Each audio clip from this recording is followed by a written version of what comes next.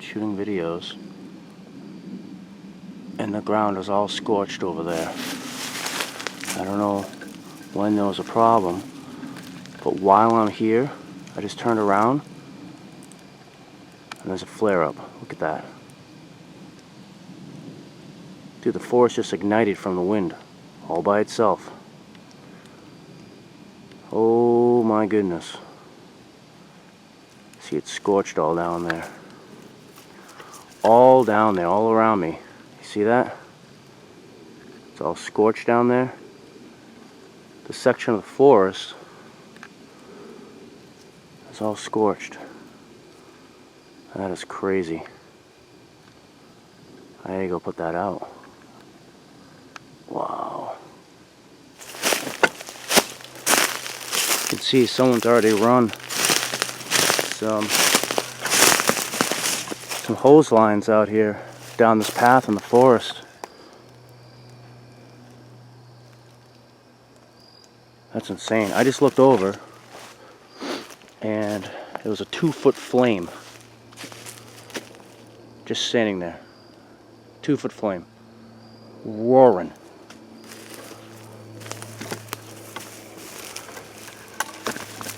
Look at my feet. See that? See it smoldering?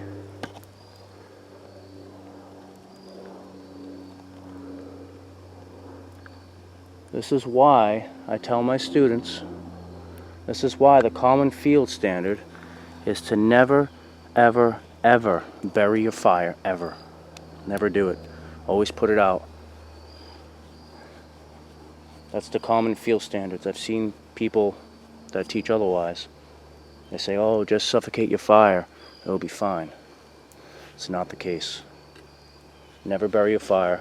And if you light a fire on this material, the duff, where it's like leaves or pine needles, anything like that, never throw your ashes on pine needles. Never throw your ashes on duff like this.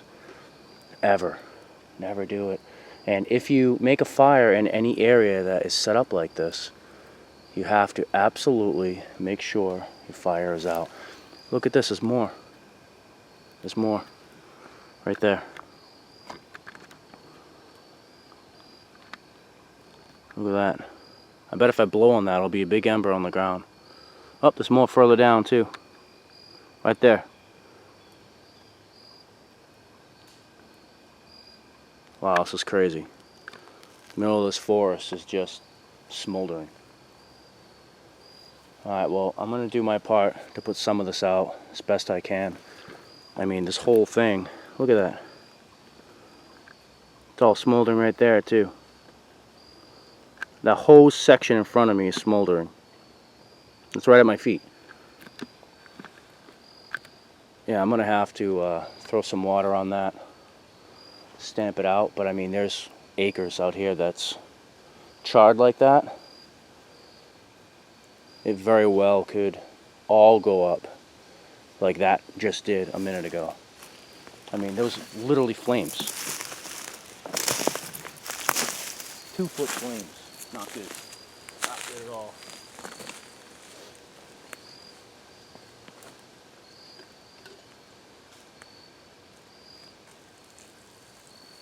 Yep, it's sizzling too.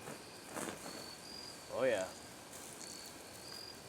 It's like an active fire pit. Acres big. I mean, I just have my single canteen with me. Just hanging out in the woods for a couple hours, shooting some videos, trying to enjoy myself, and I find this spot of woods. And it's all charred, and there's that fire hose leading right into it on a trail in the forest. I can feel the heat. It's all underneath me. I'm gonna have to notify the fire department. They're obviously the ones, I would assume, that brought the hoses out here. I gotta let them know because it's flaring back up. This is not good. How you doing? How are you? How you doing? Good. You work for the fire department? Yes, I do. Oh, fantastic. I was just going to call you guys. Yeah, man, you have some serious acreage that's smoldering right now. I just saw a 2-foot flame. I was up sitting over there, sitting down, talking to my camera. The hot pot. Yeah, I just was... We had people from DEM down here. They brought their tools, and what they call it is the knock-up tool. Dig a hole to get to the bottom of it. Wow. Crazy. Yeah, it really is. This, What they did was soak the perimeter real well, and then they just, you hang around or you come back to check, and it's some spots are 18 inches deep where the fire is burning. wow. Down, so they dig it out to get at it. And we would have never known that unless we had called DEM and then they came in and told us. Yeah, yeah. They showed us how to do it. It was pretty cool. Yeah, well, the duff is so deep here. I'm not surprised. Yeah. How do you know? My name's Mitch. All right, Mitch, Brian Gould. Good. Engine one's supposed to come back, Steer District. They're supposed to come back soon. And I said, I'll go up and take a look at it. Yeah, it's smoldering over there. Where was like the 4 spots right here? Where was the 2-foot? The 2-foot was right here behind my camera. Yeah. Yeah. Yeah, we're monitoring it. Right in that spot, right there where it, yeah. Right there is, I literally was standing right near that rock outcrop and I look over and there's like a 2-foot flame just cranking like someone had kindling, like they were, you know, cooking food. It's amazing. But do you guys know how it started? Do you have any idea? no, it's weird. There were people, I talked to people, a firefighter was at Stop and Shop at 3 in the afternoon. Yep. What day was it? Tuesday afternoon, and he could smell. Today's Thursday. Yeah, he could smell a brush fire. We didn't get a call. North Smithfield was in this area. Yep. It came in as Cranston Street for a brush fire. Right. They couldn't find it. They called for help to find it. They cleared, not knowing where it was. It could have been on a line. Yeah, of course. Not knowing where it was. They cleared, and Engine 1 came and found. They came this way and found it. Yeah. Yeah. Wow. They were here all night, from 11:30.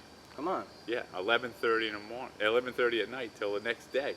Wednesday we were here all day. Wow. Yeah, and here it is, little spot right there. That's going right into that tree. Yeah. And the tree's growing, so it's not like it's gonna burn. But oh no, check it out actually. Look at that. Yeah, it's hollow. It's a hollow tree. Yeah, it's going right into the tree. That's not good. I'll let them know. Yeah, well, I'm glad you guys know about it. I mean, clearly somebody did, because there's these hoses here, you know, but I didn't know. Yeah, we just leave them. We send a truck whenever you see spots, they use them. Right. We had a large diameter hose, 1,000 feet of it from Barad, from that hydrant. Wow. And we just ran off of the pressure we had from the hydrant. The engine didn't have to do anything, but we also we went through the engine because we had Class A foam that sinks through better. Right, to get to the 18 inches. Yeah. That's insane. It is. They'll be back up. Oh, right on. Thank you. Yep. No, thank you.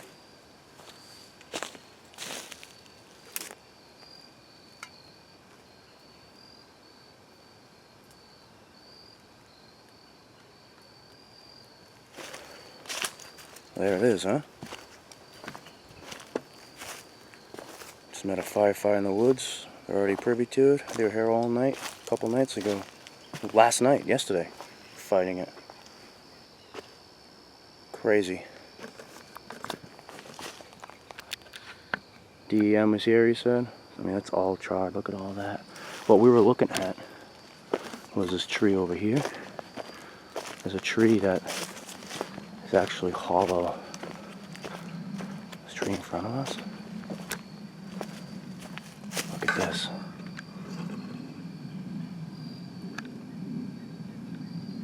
Look at that. It's smoldering inside the tree.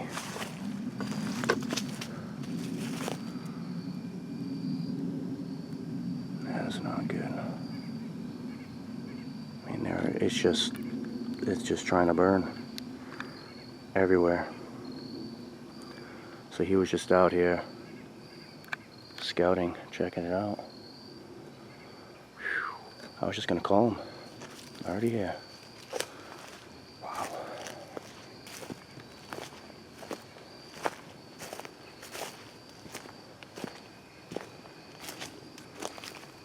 You have to have perfect fire procedures. I mean, this is not a joke. You can't go into the forest, light a fire, and not know what you're doing. You have to put it out properly. You can't just bury a fire. You have to be able to hold the embers in your hand, so they're not embers anymore, it's mud. Pour water on it, make sure it's fully out before you leave. I mean, there's acres here. And it's just flaring up. And they're gonna probably come back tonight, I assume, in the next hour or two, douse the whole thing down. He said environmental management came here, and they dug down and they found that it was still smoldering, it was still on fire, 18 inches deep. This is why guys say that know what they're doing, that set the standards in the field, that teach the standards in the field. Guys like Ray Mears. They say in their literature and also in video, in their media, they say to never light fire on duff because the ground itself can alight and it can smolder for weeks and flare back up. Weeks later. This is exactly what it looks like. Exactly what it looks like. I mean, the ground is basically made of tinder. It's a big tinder bundle. Which is why when I see people put embers from their fire pit when they're done in the mountains of New Hampshire, I saw that recently. A guy who was a caretaker of the land out there put his embers on the pine duff. This is what happens. This is what you don't do. That's why I said that. That's why I said I would have put my embers on the gravel in the riverbed, because it won't smolder after, it won't run, it won't burn. It's not tinder. You can't make a tinder bundle from dirt, from gravel, from rocks. It's very important. It's dangerous. You cannot mess around in the woods. You can't just go out in the woods, have fun, build fires, and think it's okay and walk away. You know, if you run out of water from your canteen, you better go get water. Bring it back. I usually camp and do my videos and all that next to a water source. If I run out of water, I go collect more water. I make sure my fire's out. It's very dangerous to not put a fire out properly.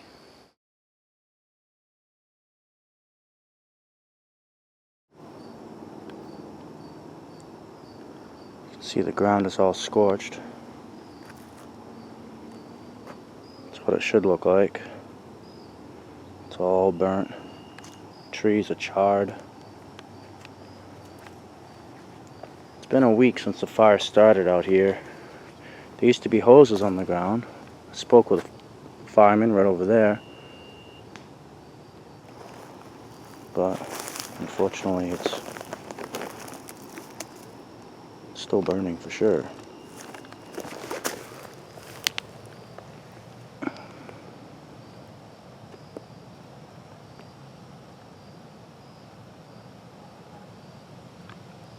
The ground itself is alight. A week later. Nobody in sight.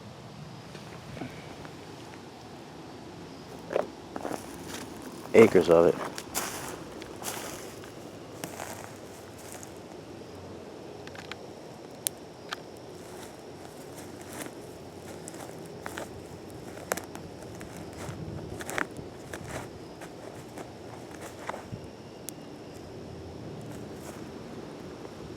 See that? See the embers? Look at it. Ground is orange. It's a big tinder bundle.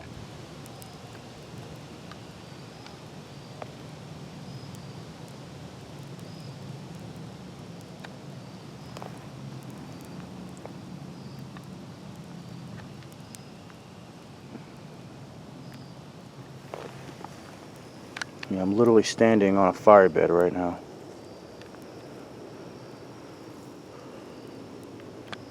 It's dangerous stuff. You can see the whole forest in this area is just all charred.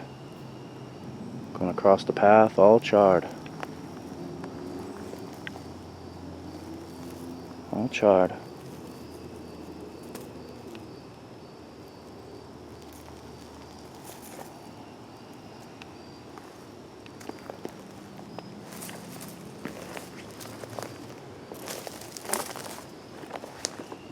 fire burning continues up here, and it's all up in here too. Hasn't come down through here. It blew over this way and came down. I don't know how far it goes that way either. Somebody's house down that path. This is crazy. Look at that. It's just on fire. I hope to God it doesn't reignite.